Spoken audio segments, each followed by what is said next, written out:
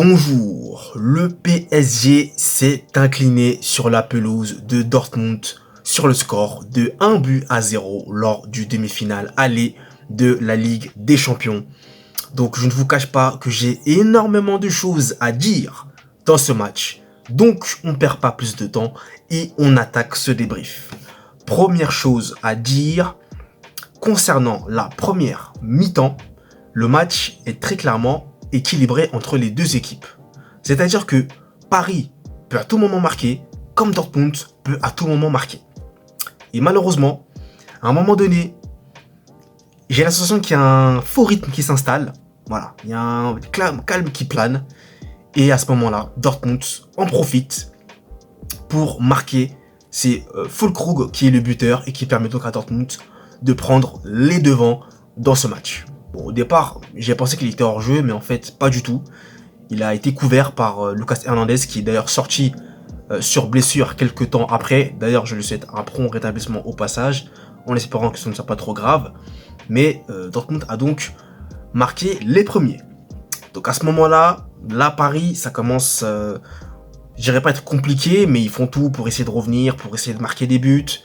Et là, je vais commencer à m'attaquer sur différents secteurs. Déjà, premièrement, le secteur défensif. Bon, je l'ai trouvé pas trop catastrophique non plus. Marquinhos, il faisait plutôt son match, donc ça a été pour ma part. Après, sur les côtés, Nuno Mendes, compliqué. Je suis mitigé sur Nuno Mendes, je vais pas vous cacher, des transmissions parfois hasardeuses, parfois très dangereuses. Hakimi, qui, offensivement parlant, ok, ça allait, ça cavalait, mais défensivement parlant, Adeyemi, par moment, le prenait de vitesse et le mangeait tout cru pour ma part, en tout cas, j'ai trouvé. Donc c'est vrai qu'il y a quand même eu des failles. Il y a quand même eu des failles en première mi-temps. Maintenant, le Paris Saint-Germain s'en est plutôt bien sorti, puisque il y avait que un but d'écart à la pause. Et donc, après, au retour des vestiaires, là, le match va complètement changer, je trouve, parce que Paris va avoir mille occasions de marquer, mais aucun tir ne rentre. Déjà, on va commencer par la frappe de Mbappé et d'Hakimi, qui frappent toutes les deux la part transversale. Donc à partir de ce moment-là, la malchance parisienne commence. C'est terminé. Et vous avez ensuite Fabien Ruiz, qui rate deux loupés énormes. Franchement, je suis pas parisien, mais honnêtement, ça m'avait agacé à un moment donné. Les loupés de Fabien Ruiz, incroyable. Franchement, c'était vraiment très dommage. Et par la suite, eh bien, il y a le changement de Luis Enrique que pour ma part, je n'arrive pas à comprendre. Je suis désolé, mais je n'arrive pas à comprendre ce changement. Barcola qui sort, Randal Kolo Muani qui rentre. Pour quelle raison? Je n'ai pas compris pour quelle raison Kolo Muani est rentré, sachant que moi, pour ma part, j'aurais préféré qu'un Gonzalo Ramos, dans ce genre de match-là, où tu dois marquer en plus, tu dois revenir au score, pour moi, aurait fait du bien. Un bien fou. On connaît ses statistiques en ce moment avec le Paris Saint-Germain dès qu'il rentre. C'est soit un but, soit une passe D, soit il apporte.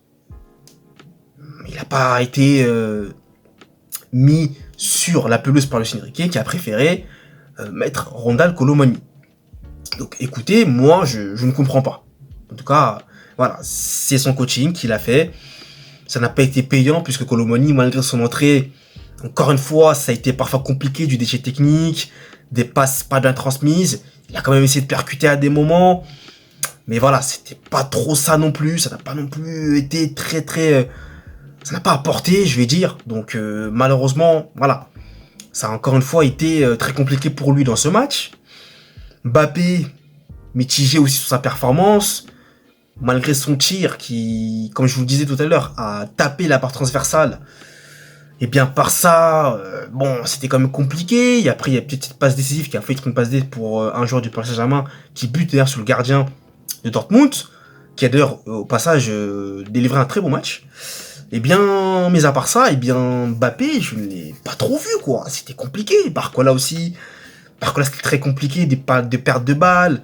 Voilà, franchement, au secteur offensif, pour moi, côté parisien, Dembélé a fait vraiment le travail. Et Dembélé était sans cesse un danger pour la défense du Borussia Dortmund. Très clairement. Pour moi, en tout cas, c'était lui la principale menace côté parisien sur le secteur offensif. Donc, écoutez, cette défaite parisienne, quand même, je dirais pas qu'elle fait tâche, mais c'est clair qu'avec le nombre d'opportunités qu'il y a eu en deuxième mi-temps, vous pouvez pas vous permettre de rater autant d'occasions. Franchement, il y a trop de ratés. Trop de ratés. Et puis sinon, au milieu de terrain aussi, côté parisien, et bah, Vitinha a fait quand même son match. Lorenz Zaïre-Emery aussi, ça a été. Donc bon, mis à part Fabien Ruiz que j'ai trouvé un petit peu en dessous. Voilà. Il n'a pas été non plus catastrophique, mais ça manquait quand même par rapport à ses autres homologues. Donc voilà, Fabien Ruiz n'a pas livré non plus le match de sa vie. Comme je vous le disais, il a loupé 2 occasions énormes. Donc au final, bah voilà, ça fait tâche. Et Dortmund, eh bien Dortmund a joué avec ses forces. Dortmund a été très intéressant au niveau des contre-attaques. Il se projetait vite vers l'avant. Adeyemi, excusez-moi, a été super bon par contre, faut le dire. Et puis sinon, bah défensivement aussi, ils ont quand même tenu la baraque. Hein. C'était pas évident, mais ils ont tenu, ils ont pas encaissé le but. Donc Dortmund a fait une très bonne opération. Maintenant, il n'y a que 1 but 1-0. Voilà. Tout est encore jouable largement. C'est pas ce qu'on veut remettre en cause ici. Paris a largement l'occasion de se qualifier pour la finale. Ça, c'est sûr, c'est clair. Mais il va falloir changer quelques petites choses, arranger quelques petites choses. Et moi, en tout cas, encore une fois, je ne comprends pas l'entrée en jeu de Kolo Muani. Je suis désolé. Moi, je ne comprends pas. Voilà. Donc après, c'est moi. Donc écoutez, n'hésitez pas à me dire, vous, ce que vous pensez de son entrée en jeu. Parce que pour moi, il aurait été plus jugé de faire rentrer Ramos. Après, ce n'est que mon avis. Voilà.